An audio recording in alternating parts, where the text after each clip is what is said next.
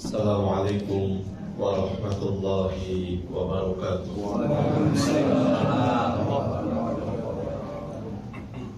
Alhamdulillahi rabbil alamin. Wassalatu wassalamu ala ashrafil anbiya'i wal mursalin, nabiyyina Muhammadin wa ala alihi wa sahbihi ajma'in. Allahumma salli wa sallim ala nabiyyina Muhammadin wa ala alihi wa sahbihi ajma'in. Qala Allah Ta'ala fi kitabihil karim, ya ayyuhalladzina amanu taqullaha haqqa tuqatih wa la tamutunna illa wa antum muslimun. Allahumma alimna ma yanfa'una wanfa'na bima 'allamtana, rabbana zidna ilman warzuqna fahman. Allahumma arinal haqqa haqqa warzuqna ittiba'ah wa arinal batila batila warzuqna ijtinabah. Bapak-bapak, ibu-ibu, saudara-saudari sekalian yang berbahagia, yang saya cintai karena Allah Subhanahu wa ta'ala, barakallahu fikum. Pada kesempatan yang berbahagia ini kembali kita dipertemukan Allah Tabaraka wa ta'ala, berbagi faidah, mengangkat tema sirah nabawiyah. Pertemuan kali ini kita beralih ke tema yang berbeda, ke topik yang berbeda dari pembahasan yang sebelumnya mengenai perang Dzatur Riqa. Di tahun yang sama, tahun ke-7, peristiwa berikutnya yang dialami Nabi SAW beserta para sahabatnya adalah Umratul Qadha, Umrah Al-Qadha. Umrah Al-Qadha, kalau kita mengingat perjalanan dan peristiwa yang terjadi pada tahun sebelumnya, tahun ke-6, masih ada korelasi, masih ada hubungan dengan tertahannya Rasulullah Sallallahu Alaihi Wasallam dan para sahabat radhiyallahu anhum ajma'in tatkala mereka sampai di suatu tempat Hudaybiyah untuk melaksanakan umrah, namun tidak bisa terlaksana. Terjadilah apa yang terjadi. Banyak para sahabat yang tentu saja kecewa. Hal ini lumrah, hal ini wajar. Namanya manusia, tidak lepas, tidak luput dari kekeliruan, dari perasaan, gejolak emosi. Belum lagi mereka tidak mendapatkan apa yang diimpikan. Ketika Rasulullah Sallallahu Alaihi Wasallam bermimpi kita akan melaksanakan umrah dalam keadaan aman, bergembira seluruh para sahabat radhiyallahu taala anhum ajmain, khususnya para muhajirin, seolah-olah mendapatkan angin segar. Mereka sudah membayangkan ribuan cerita yang akan terjadi dengan harapan adanya kegembiraan ketika mereka menginjakkan kaki di kampung halaman sendiri. Namun semua itu ternyata hanya sebuah impian saja, tidak terwujud. Oleh karena itu sedihnya luar biasa. Sampai-sampai ada yang bertanya kepada Rasulullah Sallallahu Alaihi Wasallam, ya Rasulullah, wahai Rasulullah, bukankah engkau mengatakan kami akan umroh, kita akan ke Masjidil Haram? Nabi SAW mengatakan betul. Namun apakah saya mengatakan tahun ini kita akan melaksanakannya? Di sini Nabi juga tidak mengetahui. Ada satu pelajaran sangat penting buat kita jamaah sekalian. Barakallahu fikum. Nabi saja, Khalilullah, kekasih Allah Subhanahu wa ta'ala, tidak mengetahui perkara gaib. Betul tidak jamaah? Di sini Rasulullah SAW tidak mengetahui ternyata bukan tahun ini, bukan tahun ke-6 ini kita bisa melaksanakan umroh. Justru yang terjadi adanya perjanjian yang kemudian dikenal dengan Sulhul Hudaybiyah antara kaum muslimin dengan orang Quraisy, perwakilan mereka. Terjadilah butir demi butir perjanjian yang menurut memang diakui banyak seluruh para sahabat, zahir dari butir-butir tersebut tidak ada yang menguntungkan kaum muslimin. Bagaimana bisa menguntungkan? Dari butir pertama sampai butir terakhir tidak ada yang membuat mereka nyaman, tidak ada yang mengenakan.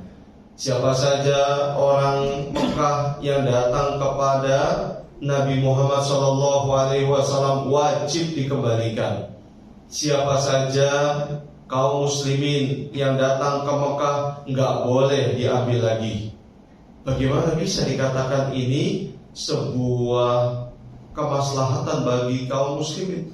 Umar bin Khattab radhiyallahu taala anhu, salah satu dari seluruh sahabat yang tidak menerima dan tidak merasakan kenyamanan dalam bentuk reaksi, memberanikan diri menyampaikan itu kepada Nabi SAW. Singkat cerita, beliau akhirnya tunduk dengan perintah Nabi SAW, karena apa yang dilakukan oleh Rasulullah SAW adalah wahyu dari Allah Subhanahu wa Ta'ala. Sahabat yang bernama Sahal bin Hunayf pun pada akhirnya melihat kebenaran ini. Beliau termasuk salah seorang sahabat yang awalnya bukan benci, bukan marah kepada Rasulullah SAW, bukan, tapi merasakan ini kita dirugikan dengan perjanjian ini. Namun di tahun ke-7 tahun berikutnya, dengan tema yang sekarang kita angkat, barulah beliau mengatakan kepada teman-temannya, kita harusnya menuduh pikiran kita sendiri, menuduh perasaan kita sendiri. Ingat bagaimana tahun lalu kita menyangka seolah-olah perjanjian ini tak akan pernah menguntungkan kaum muslimin. Ternyata ada hikmah di balik itu semua. Inilah dia kemudian pada tahun ke-7 Hijriah muncul kesempatan melaksanakan umroh yang dilakukan Nabi SAW dan para sahabat radhiyallahu taala anhum ajmain. Yang pertama, umroh al-qadha terjadi pada bulan Dzulqa'dah tahun 7 Hijriah, 1 tahun setelah Sulhul Hudaybiyah, perjanjian Hudaybiyah.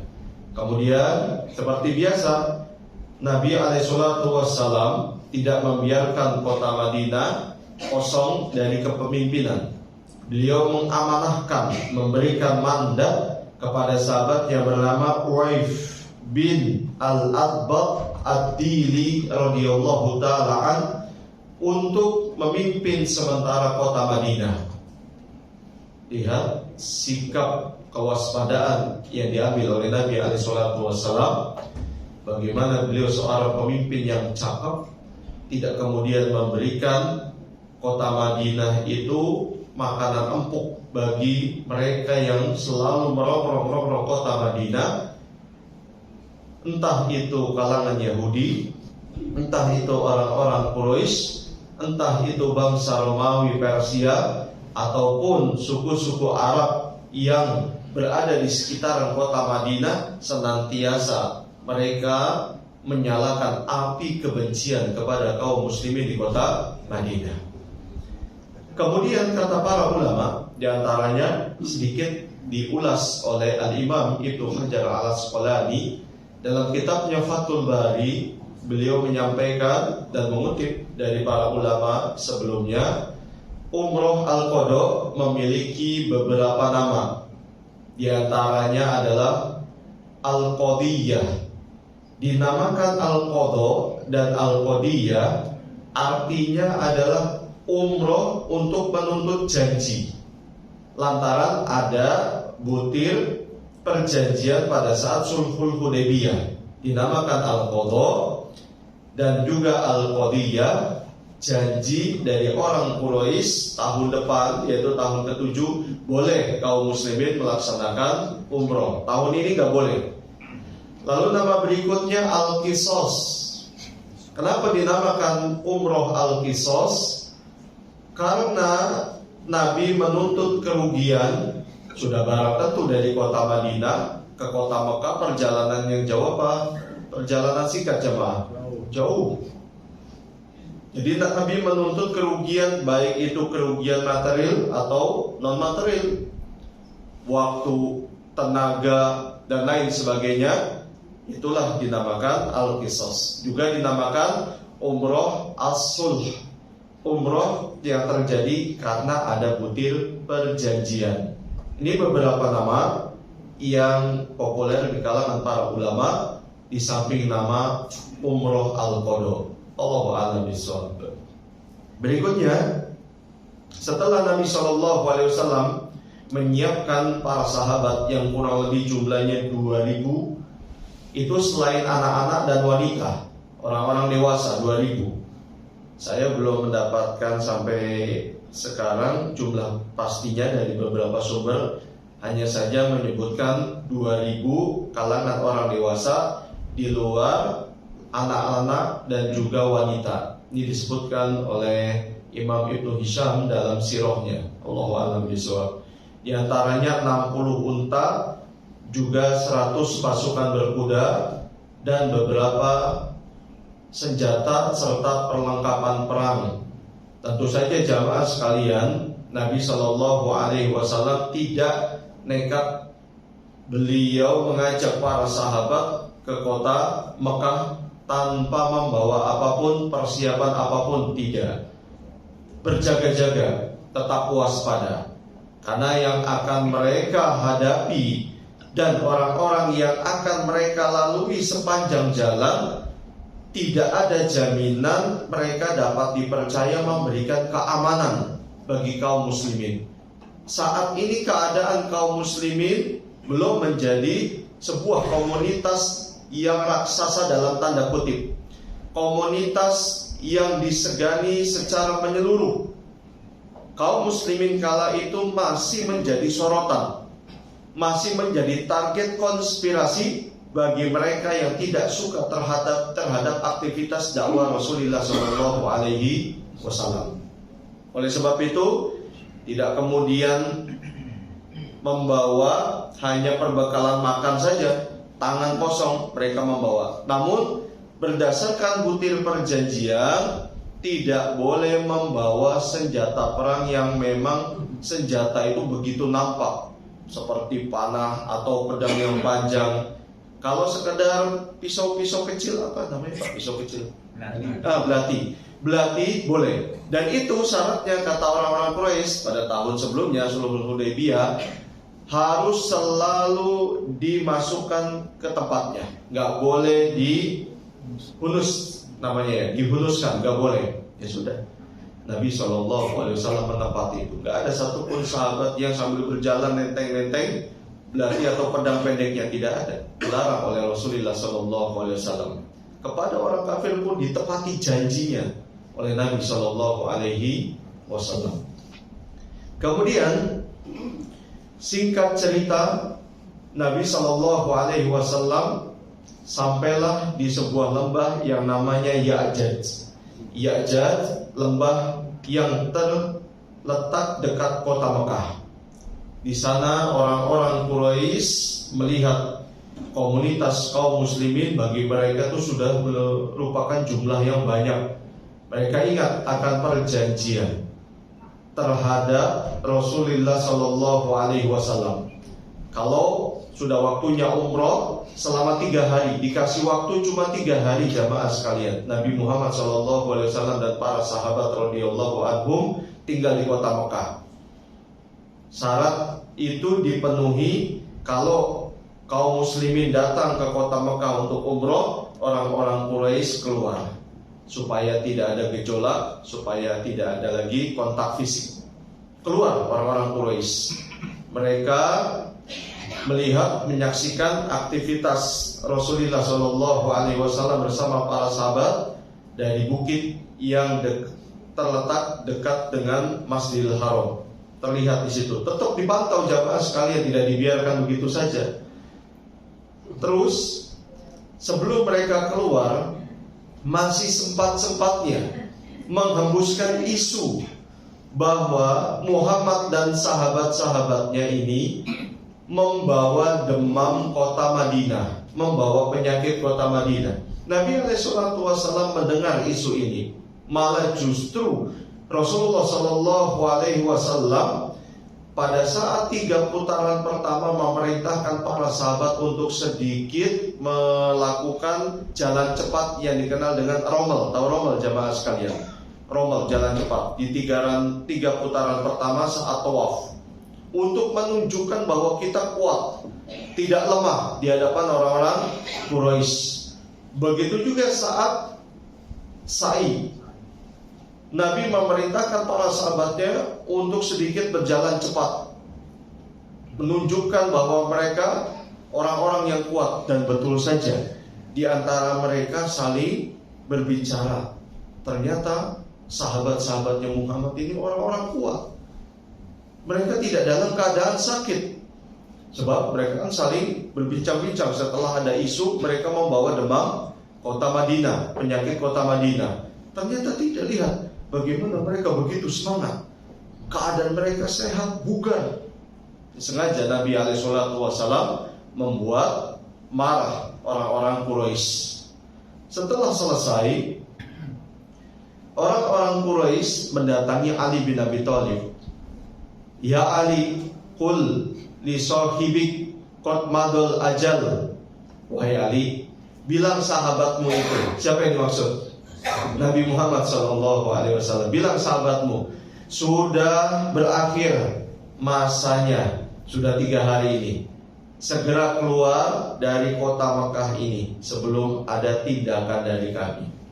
Disampaikan kepada Nabi Muhammad SAW, dia sudah, kalau memang sudah hari ketiga sesuai perjanjian, kita siap-siap. Nabi SAW siap-siap. Pas mau berangkat, tiba-tiba ada anak kecil perempuan memanggil, ya Ami, ya Ami, wahai pamanku, wahai pamanku. Pas dilihat, ternyata perempuan kecil itu anaknya Hamzah bin Abdul Muttalib. Sebagian ada yang mengatakan Umaro, sebagian ada yang mengatakan Umamah. Allahu a'lam bishawab. Katakanlah Umamah. Umamah apa Umaro enaknya? Ya pokoknya Umamah dulu deh. Umamah. Demikian, memang wajar jamaah sekalian. Jangankan masalah sejarah, masalah fikih dan lain sebagainya, banyak di dalam hadis perbedaan-perbedaan pendapat, redaksi dan lain sebagainya. Allahu a'lam bishawab. Umamah, anggap saja Umamah. Ketika dilihat, Ali bin Abi Thalib segera menghampiri Umamah, menggendong, lalu memberikannya kepada Fatimah. Ambil Umamah dan rawat dia. Ja'far bin Abi Thalib, saudaranya Ali bin Abi Thalib, dan juga Zaid bin Haritha radhiyallahu ta'ala anhuma, melihat pemandangan ini, kedua-duanya pun sontak spontan berlari mendekati Ali bin Abi Thalib. Seraya mengatakan, pertama Ja'far dulu, dia milik saya. Kata Ali bin Abi Thalib, tidak, dia milik saya, dia anaknya paman saya. Ya kata Ja'far, dia juga anak paman saya. Lalu kata Ja'far, ibunya dia, siapa nama ibunya Umamah? Istrinya Hamzah, namanya Salma binti Umais. Ibunya dia itu saudari istri saya, namanya Fatimah binti Umais. Artinya Fatimah ini bibinya dia. Betul gak jamaah? Kata Ali bin Abi Thalib, dia anak paman saya. Ali cuma mengatakan dia anak paman saya. Tapi Ja'far, selain dia anak paman saya, dia juga keponakan dari istri saya. Zaid bin Haritha tidak mau kalah.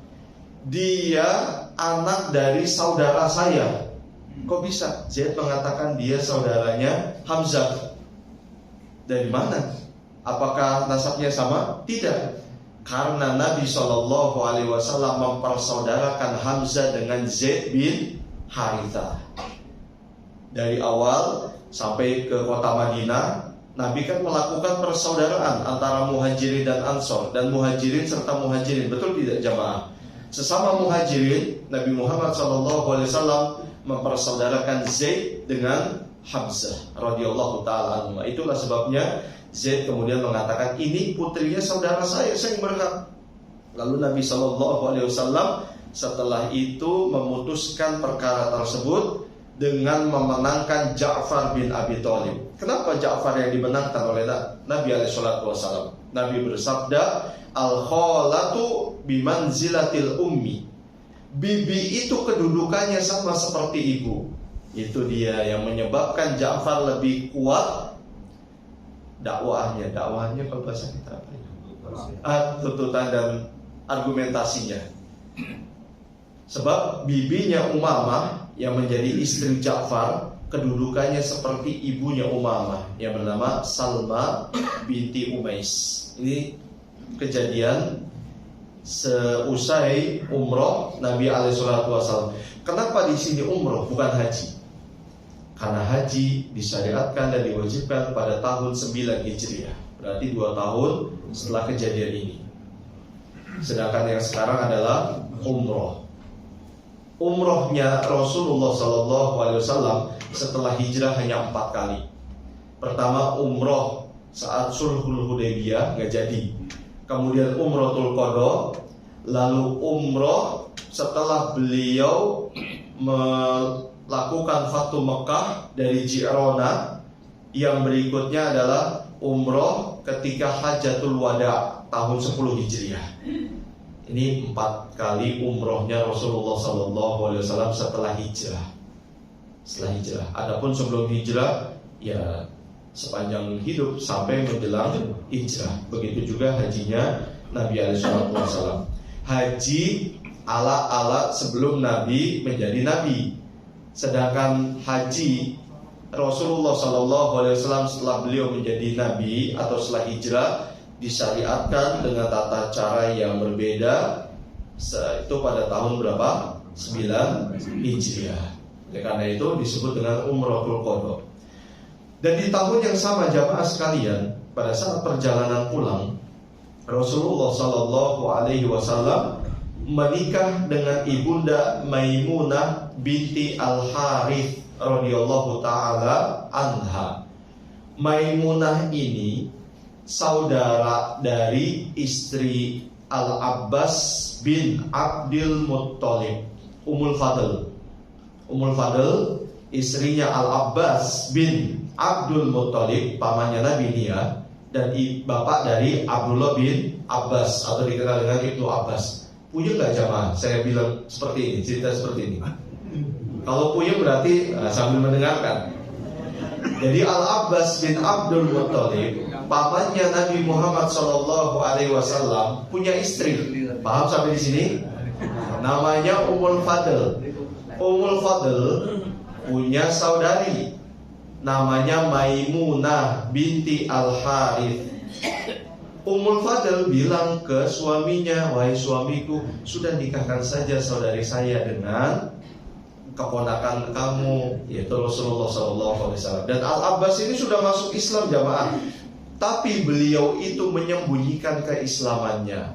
Kenapa? Dan beliau dilarang hijrah oleh Nabi karena beliau itu dijadikan pelindung bagi kaum muslimin yang masih di kota Mekah, yang tidak sanggup untuk melawan itu maksudnya.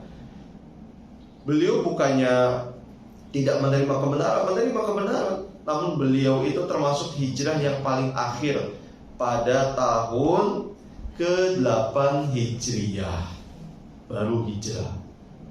Sebelumnya beliau tetap di Mekah menjaga, melindungi, memantau dan selalu memberikan informasi kepada Rasulullah SAW apa yang terjadi di kota Mekah. Kata Al-Abbas, ya sudah kalau gitu saya setuju.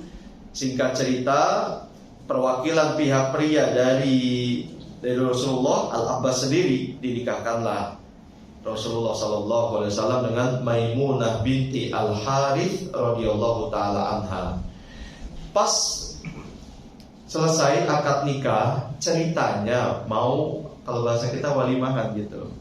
Orang Quraisy makin gedek jamaah sekalian. Ini udah 3 hari, kok nggak pulang-pulang, nggak keluar-keluar. Udah panas mereka, udah gerah. Kita pengen segera pulang ini. Mereka kan lagi ngelihat di atas bukit rendah yang ada di salah satu sisi ya Ka'bah, ini malah terjadi pernikahan. Kesel, akhirnya didatangi. Maksud setelah sampai, sudah waktunya pulang kamu wahai Muhammad, gitu kalau bahasa kita. Rasulullah menawarkan, atau mungkin kita makan dulu gitu. Enggak, kata orang Quraisy, enggak, pokoknya segera keluar. Ya sudah, Nabi tidak memaksakan diri. Diboyonglah ibunda Maimunah binti Al-Harith di satu tempat yang namanya Lembah Sirof. Di situ diam sejenak, istirahat. Setelah melepaskan lelah, baru kembali ke kota Madinah. Inilah dia kisah singkat dari umroh Al-Qadha yang dilaksanakan oleh Nabi SAW dan juga para sahabat radhiyallahu taala anhum ajma'in. Kata penulis, pelajaran penting yang bisa kita ambil dari peristiwa ini yang pertama adalah umroh Qadha adalah gambaran dari kemenangan kaum muslimin atas kaum musyrikin. Umat Islam dapat memasuki kota Mekah untuk tawaf, sa'i, dan menampakkan syiar-syiar ketauhidan di hadapan kaum musyrikin Quraisy tanpa dapat berbuat apa-apa. Semenjak hijrah, semenjak meninggalkan kota Mekah, 7 tahun lamanya baru kali ini mereka bisa leluasa masuk ke kota Mekah dalam keadaan aman. Siapa yang enggak rindu jamaah sekalian dengan kampung halaman, betul nggak? Kita aja bagaimanapun ceritanya, pokoknya mudik ya mudik. Biar kata desak-desakan, biar kata macet-macetan, kalau udah mudik pokoknya lawan terus, gaskan, kan seperti itu, gaskan, tancap pokoknya. Begitu pula kaum muslimin muhajirin, kerinduan begitu mendalam. Luar biasa mereka gembiranya, menangis ketika menginjakkan kakinya di kota Mekah, kampung halaman. Di sanalah mereka lahir, udara yang mereka hirup, tanahnya mereka rasakan, dan aromanya mereka ketahui. Bahkan melihat Ka'bah Al-Musyarrafah begitu terharu, dramatis pada saat itu. Gambaran kemenangan ini semakin jelas ketika kita membandingkan dengan permulaan dakwah. Jadi penulis ingin memberikan satu perbandingan. Di awal dakwah, pada saat itu kaum muslimin tidak dapat menampakkan keislamannya dan tidak dapat membacakan sepotong ayat pun dari Al-Quranul Karim. Diam-diam, sembunyi-sembunyi di rumahnya Al-Arqam bin Al-Arqam. Di situ Nabi SAW memberikan wejangan, memberikan materi, dan menanamkan akidah kepada beberapa sahabat sembunyi-sembunyi. Hanya satu orang saja yang berani itu. Siapa? Umar. Orang-orang hijrah itu diam-diam, sembunyi-sembunyi.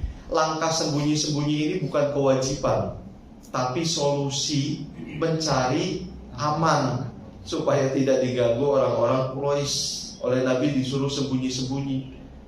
Umar terang-terangan malah ditantang, siapa yang ingin istrinya jadi janda, anaknya jadi yatim, temui saya di balik Ka'bah. Ditungguin sampai sore, gak ada satupun yang menemui Umar. Udah Umar langsung tenggang kangkung ke kota Madinah. Setan aja takut jamaah sekalian. Bagi manusia. Pernah waktu Umar pertama kali masuk Islam, beliau menantang pemuda Quraisy yang kala itu sedang duduk-duduk di Ka'bah, di bawah Ka'bah. Jumlah mereka hampir 30 pemuda. Dari pagi sampai sore itu bulat sama 30 pemuda. Akhirnya Umar kalah. Tapi semuanya babak belur jamaah sekalian. Umar sendirian lawan 30, bayangkan jamaah. 30. Pas mau udah kata Umar, silakan kalian if'alu ma syi'tum, silakan kalian lakukan semau kalian. Umar udah kelelahan, udah tinggalin orang ini, aneh dia. Orang ini aneh, udah kita tinggalin dia. Mereka juga babak belur, bulat 30 orang. Itu Umar bin Khattab radhiyallahu ta'ala. Yang kedua, senjata yang dibawa oleh Rasulullah SAW dan menempatkannya di Ya'jatul lembah yang terletak dekat kota Mekah, sebagai sikap waspada akan adanya pengkhianatan kaum musyrikin. Dari sini kita harus sikap waspada dan hati-hati, terutama pada situasi dan kondisi dikhawatirkan akan terjadi pengkhianatan dan serangan mendadak dari kaum kafir. Sudah trauma kaum muslimin dengan pengkhianatan. Sudah kenyang jamaah sekalian, sudah khatam mereka terhadap pengkhianatan. Pengkhianatan pertama yang terjadi adalah Bani Qainuqa, kemudian Bani Nadir, lalu Bani Quraidah, sehingga terjadi perang Khandaq, perang Ahzab. Dan pengkhianatan lain sudah khatam, mereka sudah kenal. Itulah sebabnya Nabi SAW tak membiarkan diri beliau dan para sahabatnya, apalagi hanya lenggang kangkung, tangan kosong, cuma membawa perbekalan makan saja, membawa 2000 laki-laki di luar anak kecil dan perempuan ke kota Mekah yang kemungkinan ancaman begitu kuat menghadang. Tidak dibiarkan oleh Rasulullah SAW. Itu memberikan pelajaran kepada kita untuk senantiasa waspada, dalam artian jaga iman, jaga mata, jaga telinga, jaga ucapan, jaga seluruh jasad ini. Jangan sampai kita terlena, jangan sampai kita terjerumus membawa diri kita kepada kemaksiatan, kepada dosa dan murkanya Allah Subhanahu wa taala. Ini bentuk kita mensyukuri nikmat Allah Subhanahu wa taala. Tadi dibacakan, "Tsumma latus'alunna yauma idzin 'anil na'im." Surat apa tuh? At-Takatsur. Kemudian kalian akan ditanya tentang nikmat Allah Subhanahu wa taala. Kata Imam At-Tabari rahimahullahu taala, nikmat apa yang ditanya oleh Allah terhadap kita? Seluruh nikmat. Baik itu mata dengannya kita melihat, telinga untuk mendengar, kemudian mulut dan perangkatnya bisa berbicara, tangan bisa memberi, bisa mengambil, kaki bisa melangkah ke sana kemari dan lain sebagainya, akan ditanya oleh Allah Subhanahu wa taala. Berarti nikmat Allah besar sekali, tidak mungkin kita bisa menghitungnya. Wa in ta'uddu nikmatallahi la tuhsuha. Wa in ta'uddu nikmatallahi la tuhsuha. Tidak mungkin kita bisa menghitung. Sekalipun teknologi yang paling mutakhir tidak akan bisa menghitung nikmat Allah Subhanahu wa taala. Mudah-mudahan kita termasuk orang-orang yang bersyukur terhadap nikmat Allah Subhanahu wa taala. Amin ya rabbal alamin. Sampai 31 kali Allah tanya. Yang pertanyaan ini enggak perlu jawaban, karena jawabannya jelas. Fabi ayyi ala'i rabbikuma tukadziban. Nikmat Tuhan kamu mana yang kamu dustakan? Allahu akbar. Ini nikmat jamaah sekalian. Di antara nikmat yang patut kita syukuri adalah nikmat aman. Kalau nggak aman susah mau kemana-mana, betul nggak jamaah? Nggak enak, terus nggak nyenyak, itu kalau nggak aman. Ini yang terjadi di awal-awal dakwahnya Rasulullah SAW. Di kota Madinah pun sama, belum tentu. Pokoknya sepanjang perjalanan dari tahun 1 Hijriah sampai tahun 10 Hijriah, kota Madinah itu terus dalam pantauan para sahabat. Ada yang berjaga-jaga di perbatasan kota, takut akan ada serangan mendadak. Sampai kemudian Allah Ta'ala meninggikan kalimat La ilaha illallah. Yang berikutnya, dibenarkan yang memancing kemarahan kaum musyrikin. Sesungguhnya Rasulullah SAW ketika mengetahui apa yang diucapkan kaum musyrikin, bahwa kaum muslimin dalam keadaan sakit akibat demam kota Madinah, beliau justru memerintahkan para sahabat untuk berlari-lari kecil dalam tawafnya, agar kaum musyrikin melihat betapa gagah dan kuatnya kaum muslimin dan kemarahan mereka terpancing. Namun poin yang ketiga ini jamaah sekalian, jangan tiba-tiba dan spontan di semua keadaan kita lakukan. Hati-hati, kita harus bijak untuk mengaplikasikan poin yang ketiga. Dikit-dikit ada orang di luar Islam kita buat marah, salah kita nanti jamaah sekalian. Terjadi gejolak yang harusnya aman, tentrem, kemudian lantaran kita setengah-setengah dan kita hanya berbekal semangat semata. Pelajaran penting yang ketiga, Rasulullah itu membuat marah orang-orang muslim. Kita buat marah, misalnya kita hancurin rumah. Tidak seperti itu jamaah. Jangan sampai salah memahami. Jangan sampai salah memahami. Ini maksudnya dalam keadaan memang dibutuhkan sikap seperti itu. Contoh, pada asalnya bohong itu boleh apa tidak?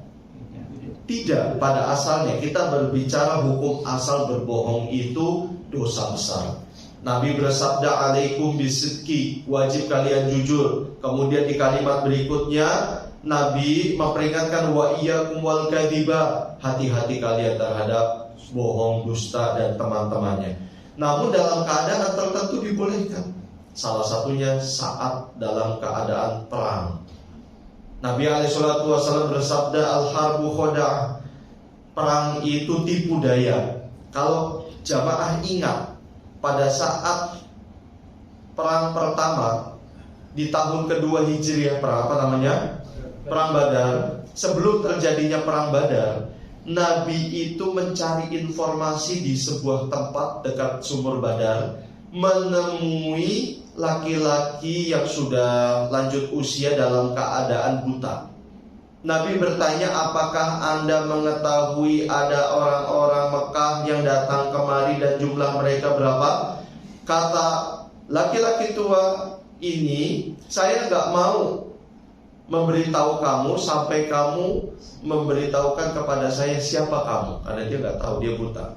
Kata Nabi, kamu cerita dulu, nanti saya akan ceritakan siapa saya. Baik kalau begitu. Dijelaskan oleh laki-laki buta ini, kemarin ada orang-orang kota Mekah jumlah ini. Saya perkirakan besok mereka akan tiba di tempat yang sudah ditunjukkan. Pokoknya dia ini hebat, meskipun buta tapi dia punya pengalaman tentang jalan.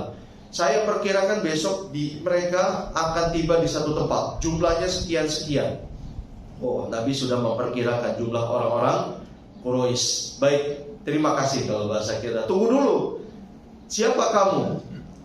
Kata Nabi SAW, mimma, kami ini dari air. Nabi kemudian sambil berjalan meninggalkan. Dari air. Bohong apa bohong? Ya, satu sisi mungkin bohong, satu sisi enggak. Kata para ulama ini bagian dari tauriyah. Tauriyah itu sebenarnya berkata jujur, tetapi seolah-olah seperti bohong. Kenapa Nabi mengatakan dari air? Laki-laki tua ini pada saat itu yang dimaksud air itu sumber air. Air mana? Ayuma. Air mana? Apakah mata air yang ada di Irak atau di Najd? Nabi diam, hanya terus berjalan. Yang betul dari air. Air apa maksudnya kita? Air mani. Kita dari air. Tapi tidak berbohong juga sebenarnya. Namun kalaupun berbohong dalam perang, boleh. Bayangkan kalau misalnya Pak Edi sebagai mujahidin perang di Afghanistan misalnya, atau di Palestina. Kemudian tiba-tiba pas berjalan ada jalan buntu. Pas mau balik udah ada tentara Zionis misalnya. Waduh, kena. Waduh. Kemudian ditanya, di mana markasnya kaum muslimin? Waduh, saya ditanya. Saya kan gak boleh bohong. Baru aja belajar sirah nabawiyah gitu misalnya. Oh, ada di sana. Alhamdulillah saya jujur. Jangan dikasih tahu, hancur nanti orang-orang Islam. Habis oleh musuh, gak boleh dikasih tahu. Di dalam keadaan perang, di antaranya boleh kita berbohong mendamaikan saudara kita yang sedang bertikai. Misalnya Pak Edi sama siapa, misalnya Pak Edi terus. Boleh Pak Edi, ini oleh-oleh dari misalnya Pak Joko. Pak Joko ada di sini? Ada namanya Joko. Misalnya Pak Joko, ada oleh-oleh dari Pak Joko. Oh gitu. Kayak benar, ya. Padahal dia yang beli, gak apa-apa deh. Saya modalnya dari saya, yang penting Pak Edi sama Pak Joko aku lagi misalnya. Atau kebohongan yang terjadi di antara kedua pasutri. Habis pulang dari kerja, laparnya setengah mati, terjebak macet yang begitu panjang, menaga, bukan mengular lagi, menaga. Ular kecil, pendek. Kalau naga kan panjang, saking macetnya luar biasa. Kemudian sampai di rumah menu hidangan luar biasa, pas dicicipi seolah-olah minum air laut misalnya sambil senyum menahan asin, tapi memuji istrinya, Masya Allah Umi masakannya luar biasa sambil menahan asin. Gak masalah, coba sekali. Istri udah lelah, harus kita puji. Nah, lain kali kalau memang kita mengetahui istri butuh bimbingan dalam masak, ya nanti caranya bagaimana silahkan. Istri juga begitu, memuji suaminya meskipun mungkin dia merasakan sebenarnya belum maksimal, tapi untuk mengikat dan mempererat hubungan pasutri tidak mengapa. Ini dia batasannya memang sangat kecil. Soalnya kalau dibuka jamaah sekalian, nanti kita akan terbiasa melakukan itu, karena manusia ala bisa karena biasa. Wah, enak juga ya bohong ya. Enak juga, naudzubillah min dzalik. Bohong kalau udah candu, wah susah. Kebohongan satu akan melahirkan kebohongan yang berikutnya. Terakhir, jamaah sekalian, keputusan Rasulullah SAW tentang status putri Hamzah dan kata-kata beliau yang indah dan menyejukkan jiwa kepada Ali, Ja'far dan Zaid. Oh ya, saya lupa. Ketika tiga sahabat ini radhiyallahu anhum ajma'in berebut siapakah di antara mereka yang paling berhak untuk mengasuh putrinya Hamzah bin Abdul Muttalib, Nabi itu tidak membuat dua sahabatnya sedih, Ali dan Zaid. Jadi tiga-tiganya diangkat. Kepada Ali bin Abi Thalib, Nabi mengatakan, saya ini keluarga kamu dan kamu keluarga saya. Saya bagian dari kamu, kamu bagian dari saya. Kepada Zaid, Nabi juga, kamu itu saudara saya, kamu itu pemimpin kami. Diangkat. Kemudian kepada Ja'far, kamu itu orang yang paling mirip dengan saya, baik itu fisik dan juga perilaku. Jadi tiga-tiganya diangkat, tidak ada satupun yang sedih. Inilah cara Rasulullah SAW. Lalu Ali bin Abi Thalib di akhir hadis ini, kan hadis ini diriwayatkan oleh Imam Bukhari. Wahai Rasulullah, kata Ali, kenapa tidak Anda nikahi saja Umamah? Rasulullah SAW tidak. Karena Umamah itu anak dari saudara saya. Paham gak jamaah? Hamzah sama Nabi hubungannya apa? Paman sama ponakan. Berarti anaknya Hamzah sepupuan. Pada asalnya boleh gak? Boleh. Kenapa kok Nabi gak mau? Bahkan Nabi mengatakan tidak, karena Umamah itu anak dari saudara saya. Bapaknya Hamzah dianggap saudaranya Nabi. Kenapa jamaah? Ada yang tahu? Yang tahu boleh pulang dulu atau bagaimana? Nabi memberikan alasannya di akhir hadis itu. Kata beliau, ardo'atni, karena ada wanita yang menyusui saya, wa Hamzah dan Abdullah. Abdullah itu maksudnya Abu Salamah. Abu Salamah itu sepupunya Nabi, sebab ibunya Abu Salamah, suami Ummu Salamah, ibunya Abu Salamah itu bibinya Nabi, kakak dari bapaknya Nabi. Puyeng gak jamaah? Saya aja sedikit puyeng ini, muter-muter. Jadi mereka ini satu saudara. Hamzah, Nabi Muhammad dan Abu Salamah itu saudara sepersusuan, disusui oleh Thuwaibah, mantan budaknya Abu Lahab. Wanita kedua yang menyusui Nabi setelah ibunda Aminah. Jadi ada tiga wanita yang menyusui Nabi. Aminah, ibu kandungnya sendiri, Thuwaibah, mantan budaknya Abu Lahab, dan Halimah As-Sa'diyah.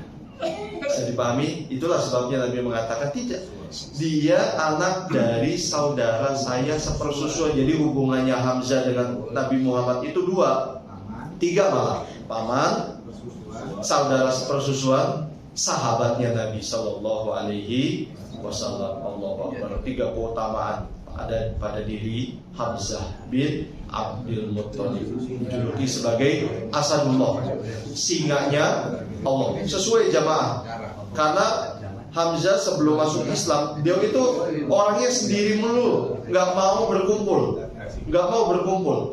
Beliau itu hobinya berburu, dan burunya nggak tanggung-tanggung, bukan kelinci, bukan tikus jamaah, singa. Yang beliau buru itu singa. Pulang ke rumah, ke kota Mekah, pokoknya bawa singa dipanggul. Oh, ada yang mau coba sesekali? Singa yang beliau kudu. Allahu a'lam bishawab. Sampai di sini kita cukupkan. Mungkin ada tambahan saya persilakan. Sebelum satu tadi yang umroh Allah ini kan berarti kan Mekah itu masih apa? Ka'bah masih dibeli oleh berhala-berhala ya. Ini apa gimana suasana itu? Semampunya pada saat beliau melaksanakan umroh al-qada, satu. Yang kedua karena memang belum memiliki kemampuan untuk mensterilkan berhala-berhala yang menghiasi Ka'bah dan mengelilinginya saat itu. Itu bisa dilakukan hanya pada saat tahun berikutnya, pada saat Fatu Mekah. Disitulah Nabi memiliki kesempatan untuk menghancurkan seluruh berhala yang ada di dalam Masjidil Haram atau mengitari Ka'bah. Jadi pada saat itu hanya semampunya saja. Silakan ada pertanyaan.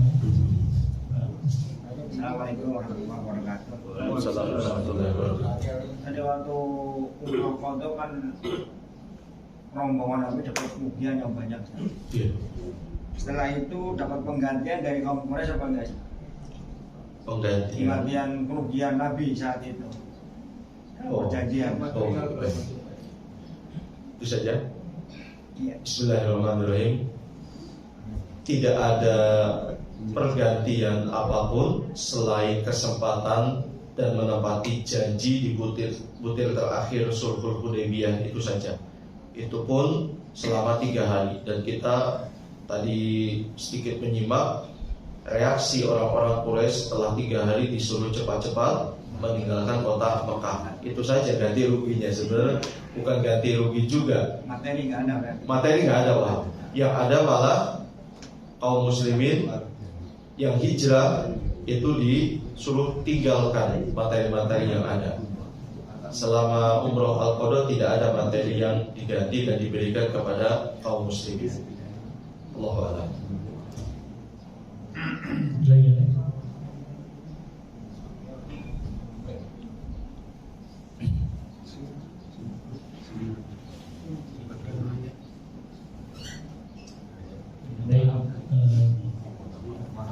Ya Mas sekalian, memang materi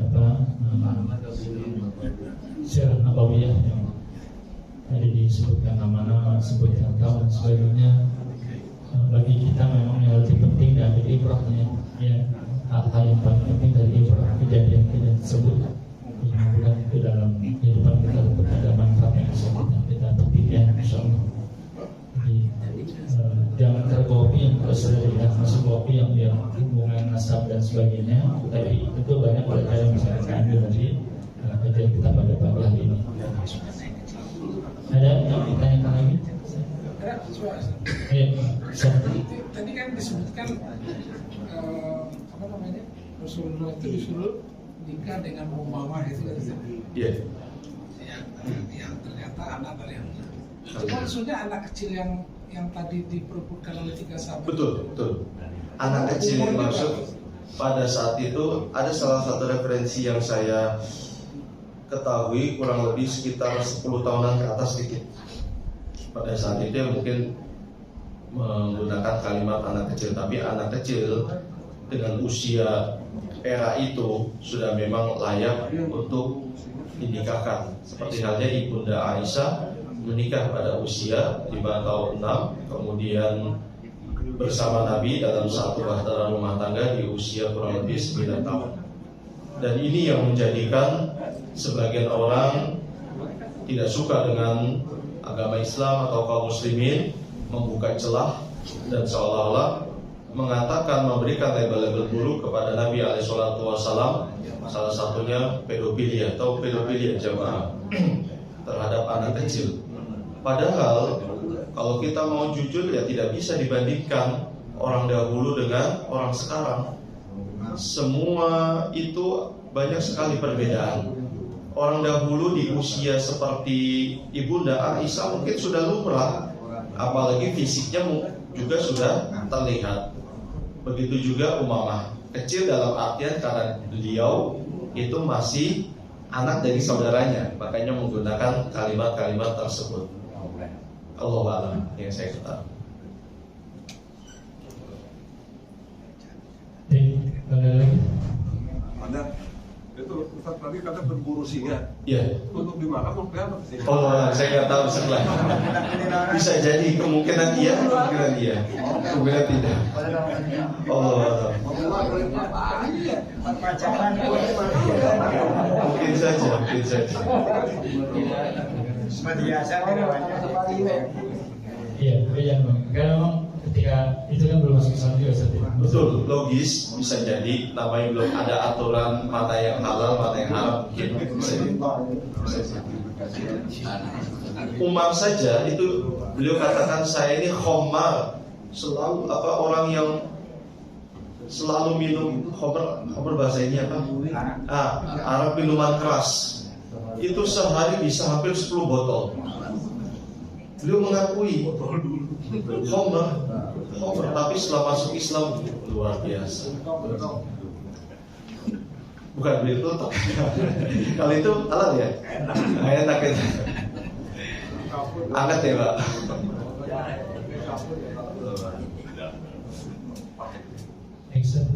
Baik, kesimpulannya adalah mudah-mudahan kisah dari Umroh Al-Qadha, di mana unsur yang paling muncul dan yang paling bersinar adalah mengagungkan tauhid kepada Allah Subhanahu wa taala, kepercayaan kita yang harus senantiasa kita bangun kepada Allah Subhanahu wa taala layak menjadi satu tolak ukur dan juga satu rumusan dasar menjadi GBHN hidup kita. Bahasanya GBHN jamaah sekalian, supaya kita tidak selalu berprasangka buruk kepada Allah Subhanahu wa taala, supaya kita tidak lemah mental dalam menghadapi lika-liku kehidupan yang senantiasa dipenuhi dan diwarnai dengan ujian dan cobaan dari Allah Subhanahu wa taala. Ujian itu pasti ada. Jangan pernah berdoa, ya Allah jangan kasih ujian, mungkin gak akan dikasih. Tapi mintalah ketegaran, kekuatan kepada Allah saat kita menghadapi ujian. Karena ujian bisa untuk menaikkan derajat kita atau mengampuni dosa kita. Semoga kita diampuni dosa-dosanya oleh Allah Subhanahu wa taala dari ujian-ujian ini, amin ya rabbal alamin. Sampai di sini dulu jamaah sekalian, kita tutup. Wassallallahu wasallam ala nabiyina Muhammad wa ala alihi washabbihi ajmain. Subhanallahumma wa bihamdika asyhadu an la ilaha illa anta astaghfiruka wa atubu ilaik. Dari saya, assalamualaikum warahmatullahi wabarakatuh.